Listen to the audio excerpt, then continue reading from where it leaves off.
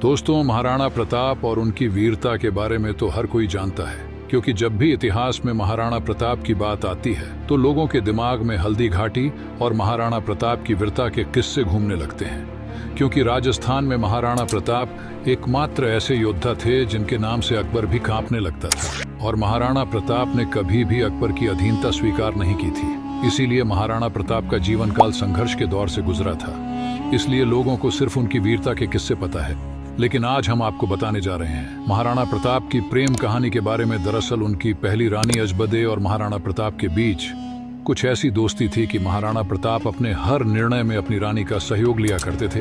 बचपन से ही दोनों साथ में बड़े हुए और इसके बाद 17 वर्ष की आयु में महाराणा प्रताप की शादी बिजोलिया ठिकाने की राजकुमारी अजबदे के साथ हुई। उनका प्यार विश्वास, समर्थन और समर्पण से भरा था। जब भी महाराणा प्रताप युद्ध में निराश होते तो रानी अजबदे ही उन्हें नई ऊर्जा और साहस देती थी। उनकी प्रेम कहानी में साहस और संघर्ष की कहानी भी छुपी थी। प्रताप और अजबदे का एक दूसरे के प्रति विश्वास और स्नेह था।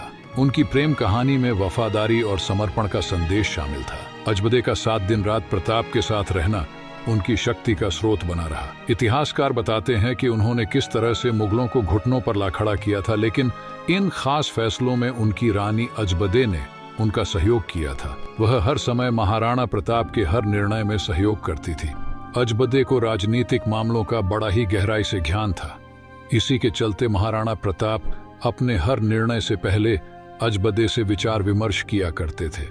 हल्दी घाटी युद्ध के बाद से महाराणा प्रताप ने मुगलों से लोहा लेते समय अपने राजपद को त्याग कर वन में रहना मंजूर कर लिया था, लेकिन उनके साथ उनकी रानी अजबदे भी कदम से कदम मिलाकर खड़ी रही और महाराणा प्रताप के साथ ही वन में रही।